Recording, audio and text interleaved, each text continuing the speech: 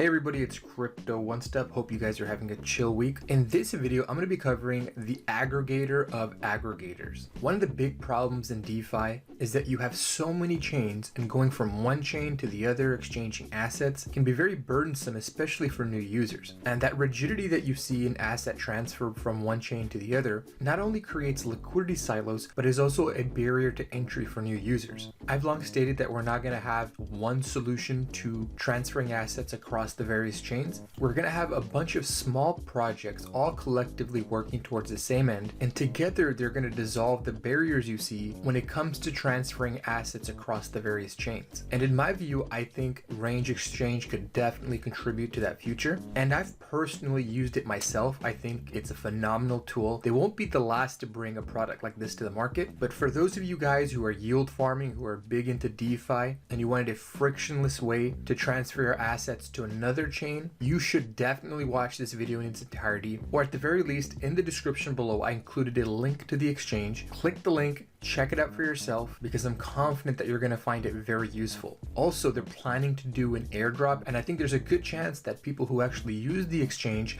are going to be eligible for the airdrop. Now, when it comes to useful tools like this and yield farms, if you wanted to learn about them early on, make sure you guys check out my Discord. We have a lot of channels that are strictly dedicated to DeFi talk. Not only will you learn about opportunities early on, but you can connect with like-minded individuals. But if you're not into Discord, at the very least, make sure you guys give me a follow on Twitter. Not only will you learn about DeFi farms, but you'll get my market insights and learn about projects that I'm personally interested in. With the intro out of the way, let's go ahead and dive into this video.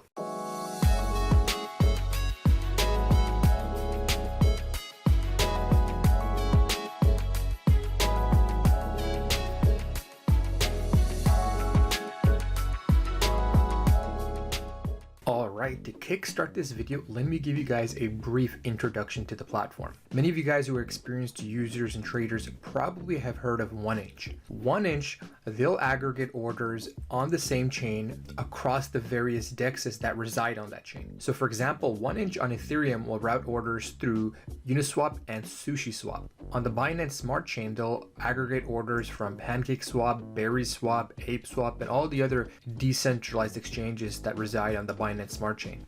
Rango Exhange, on the other hand, will route and aggregate orders across the various chains, which includes Kava, Thorchain, Terra. Solana should be coming in Q1 of 2022, which means instead of using a bridge or multiple DEXs, you can just come here to Rango Exhange, use one interface to do things like send UST for BNB on the Binance Smart Chain. Or maybe you have staked Ethereum that you want to use as collateral on Terra to borrow UST. Rather than researching the cheapest and easiest way to do that, again, you can simply come here to Rango Exhange. Currently, they support these wallets. They're going to be supporting more wallets in the future, and I have no doubt they're going to support wallets like XDeFi that allow you to custody assets from multiple chains in one wallet. And as you can see here, they're going to be routing orders through the most relevant layer 1 chains. And another reason to consider using Rango Exhange is because they want to remain permissionless, censorship resistant, transparent, anonymous,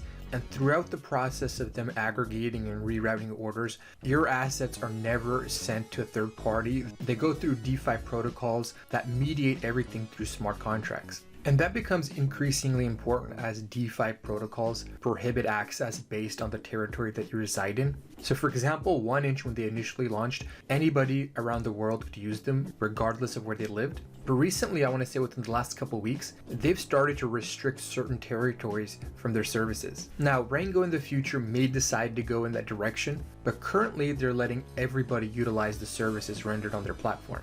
And to help reinforce the point that I was making earlier about how they're reducing rigidity and making the user experience a lot better, let's say you wanted to swap BNB for Atom on Cosmos. You would have to go through all of these steps in order to make that happen, which is probably doable for somebody who's experienced. And given how robust and lucrative the yields are, many people will end up taking the time to do all of this. However, new users might be more reluctant, and that's an issue, especially if the objective is to gain broader adoption. Now, in terms of the roadmap, they've got a lot of stuff done in Q3. They have more integrations that are coming up in Q4, which includes some DEXs on Avalanche. You have SushiSwap that they're going to be integrating, Gravity DEX, Civ Chain, Phantom. They're going to be integrating more wallets. And as I stated earlier, in Q1, they're going to integrate Solana, the Wormhole Bridge, and eventually get to Arbitrum. They're going to integrate the various wallets, and then they're going to have their IDO for their Rango token.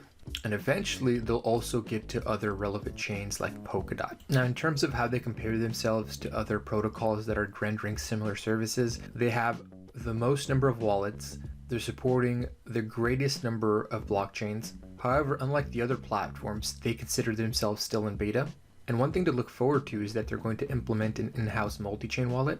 And they also have plans to create a super DeFi app. So rather than going to different interfaces across the various chains, you can just come here to Rango Exchange, plug in with their in-house wallet to take advantage of the DeFi services offered on the layer 1 chains. Now let's shift the conversation to talking about the Rango token. Like I was saying earlier in the video, they're planning to airdrop 5% of the tokens in the first year. So with the supply being 100 million, that's 5 million tokens that they're going to be airdropping. Nobody knows the details and who's going to be eligible, but I would imagine that it's going to be very similar to what Uniswap, SushiSwap, and other DEXs did, which is essentially give it to people who interacted with the exchange. So I would strongly recommend that you at least check them out. I included a link in the description below. And even if you don't end up getting an airdrop, I think it's a service that you might find very useful. And it could potentially be something that you end up using almost on a daily basis. Now, the token itself is going to be used as a governance token, giving people the right to vote on proposals. It's going to be used to incentivize growth and reward early supporters of the project. They've decided to deploy the token on the Terra network, and I'm confident that they're going to have liquidity mining rewards. So if you're looking for the airdrop, I would also recommend creating a Terra wallet if you haven't done so already. There's a lot of cool things happening on the Terra network. So I think long term, it's just a good idea to have a Terra network wallet anyway. Now, when it comes to token value accrual, trading fees will be used to buy back the token and distribute it to stakers, and also fill the treasury. 80% of that will go to stakers, 20% will go to the treasury. And they're also working on this novel way to pay for gas. Anytime you do a transaction, you have to pay gas in the native token of the network. What they're trying to do is allow users to pay for these network fees using Rango, regardless of the chain that they're interacting with.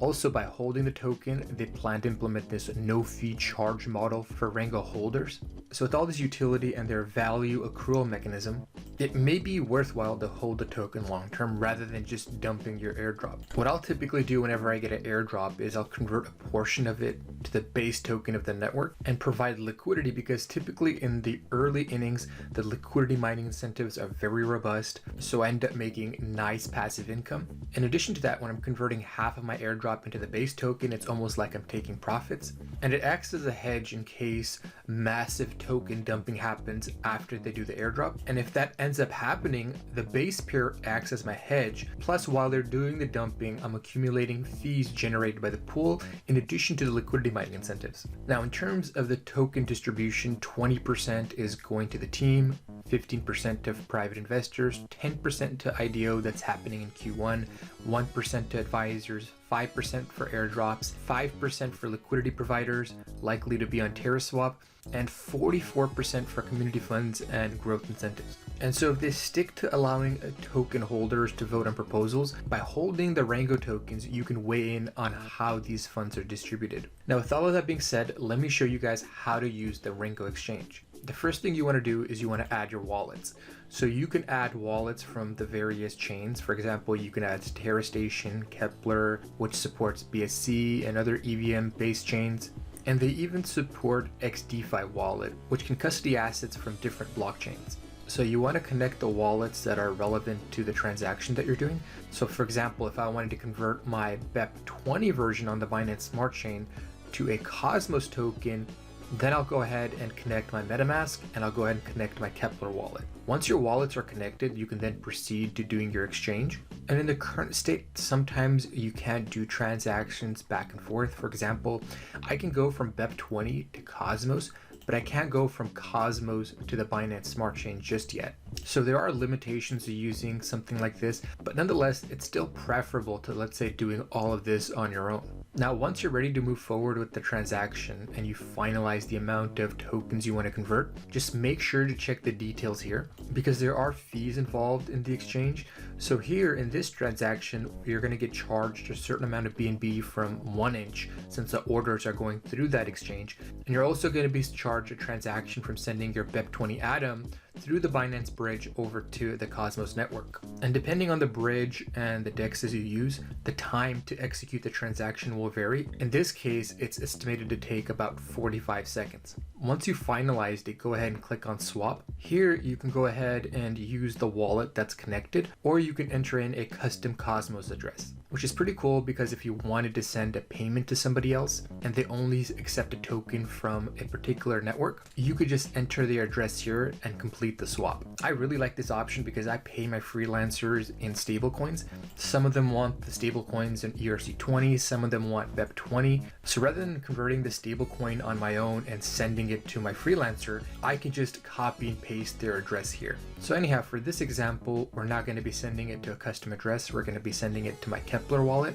And to finalize this transaction, we'll go ahead and click on confirm swap. After clicking on confirm swap, you have to confirm the transaction in your Binance Smart Chain wallet. Once the exchange of BNB to Atom gets confirmed, then you have to confirm converting the BEP20 Atom via the Binance bridge to its native version. So we'll go ahead and click confirm to do that. Once the transaction is complete, you'll see the second green arrow on the bridge. This means your BEP20 atom has been successfully sent over the bridge and converted into its native token. And if you wanted to look at transactions that you've completed in the past, just click here on my history and it'll show you the latest swap that you've done.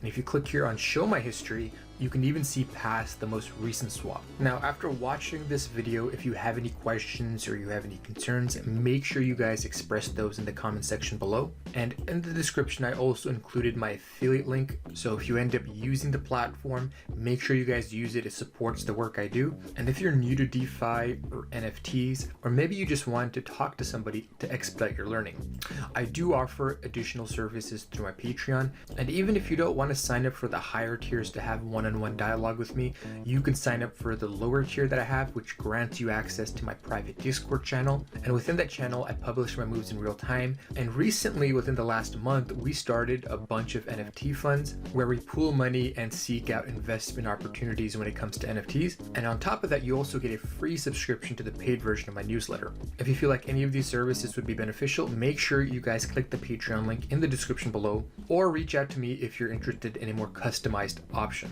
With that, I hope you guys enjoyed the video. This is CryptoOneStop signing out. I'll talk to you folks next time. Bye.